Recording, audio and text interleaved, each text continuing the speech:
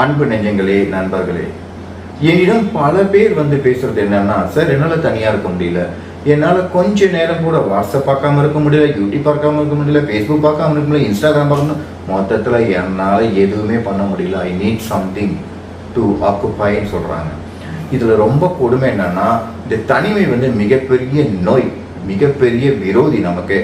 எப்பொழுது ஒரு மனிதன் தனிமையில் சிக்கிக்கொள்றான்னு வச்சுக்கோங்களேன், ரொம்ப கொடுமைங்க அந்த வாழ்க்கை. ஏன்னா அவங்களால அவங்களுக்குள்ள இருக்க முடியல. ஸோ உண்மையான பதில் என்னன்னா, தனிமை என்னால் வாட்டுதுன்னு சொன்னாலே அந்த மனிதன், அது ஆணோ பெண்ணோ, அவங்களுக்குள்ளேயே அவங்களால இருக்க முடியலங்க.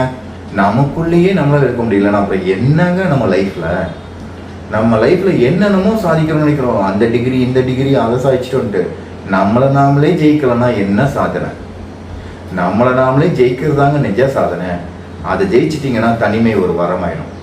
என்னோட வாழ்க்கையில் 2011 கைலாய மலைக்கு போயிட்டு வந்ததுக்கப்புறம் என் வாழ்க்கையில் நான் அனுபவிக்கிற எல்லாமே தனிமை ஒரு இனிமை, தனிமை ஒரு வரம்.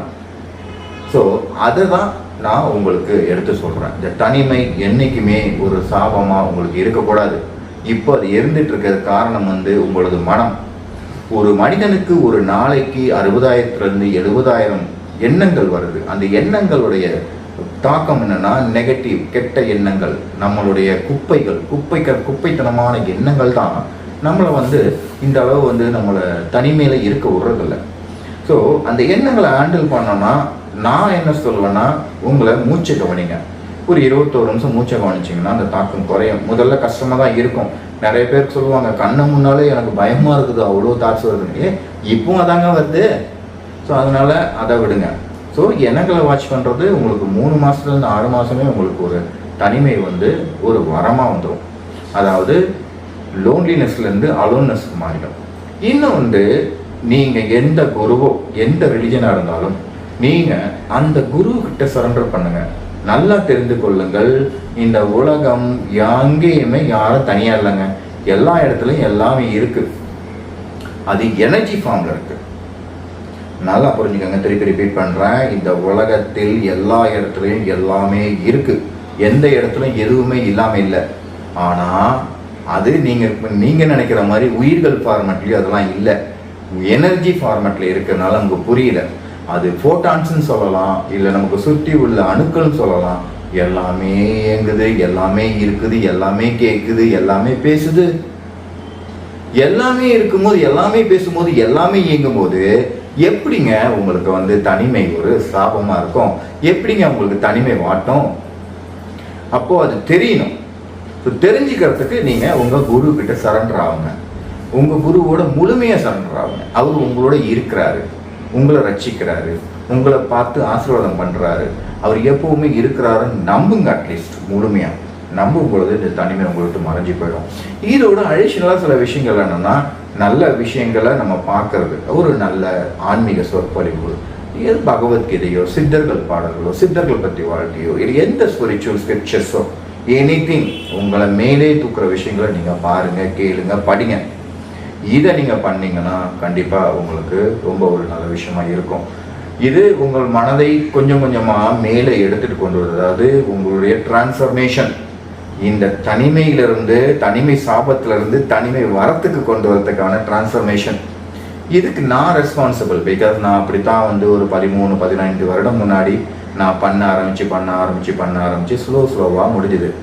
என்னுடைய குருநாதர் ஒருத்தரான வேதாத்ரி மகரிஷி, அருள் தந்தை வேதாத்ரி மகரிஷி அப்பா 3 விஷயம் சொல்லியிருக்காங்க. Introspection 1, introspection 2, introspection 3. அதாவது தன்னை தானே படிக்கிறது.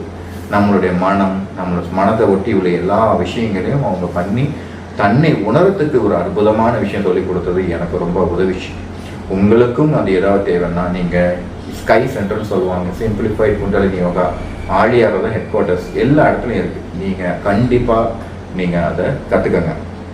ஏன் இதை சொல்கிறேன்னா, அவ்வளோ அழகாக யாருமே கேள்வி கேட்காத அளவு மனம் எப்படி இயங்குதுன்னு சொல்லியிருப்பாங்க வேதாத்ரி மகரிஷப்பா. அது ஒரு விஷயம். நீங்கள் தேவைப்பட்டால் யூஸ் பண்ணிக்கலாம். ஆனால் நான் சொல்கிறதுக்கு எல்லாத்துக்குமே நீங்கள் உங்களுக்குள்ளே நீங்கள் போனீங்கன்னா, அதாவது இந்த எண்ணத்தோட குப்பைத்தனமான எண்ணங்களை தாண்டி நீங்கள் போயிட்டீங்கன்னா அதுக்குள்ளே தனிமை வரமாயிடுங்க.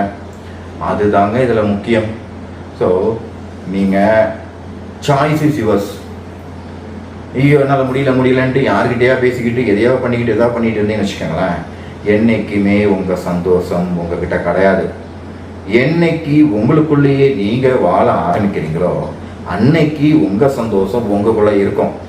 என்னைக்கு நீங்கள் உங்கள் சந்தோஷத்தை தெரிய அடுத்தவங்ககிட்ட அடுத்த பொருள்கிட்ட எல்லாத்தையும் போகிறது நான் தப்புன்னு சொல்லலை, அதில் மாட்டிக்கிறீங்க பார்த்தீங்களா, அதுதான் தப்பு.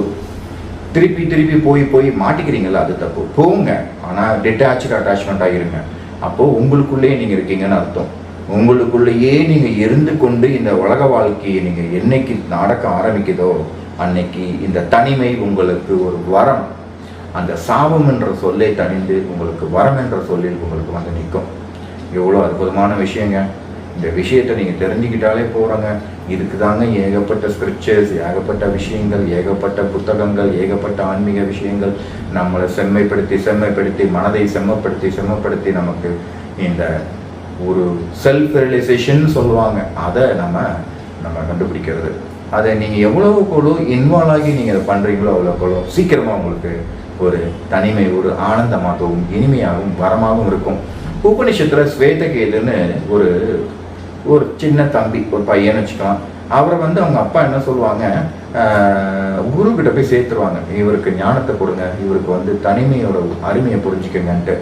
அப்போது அவங்க என்ன பண்ணுவாங்கன்னா, அவரை ஸ்வேதகேது நீ நான் சொல்கிறத கேள் சொல்லிட்டு, இதுதான் உண்மை, தத்துவமசி 9 வாட்டி சொல்லுவாங்க.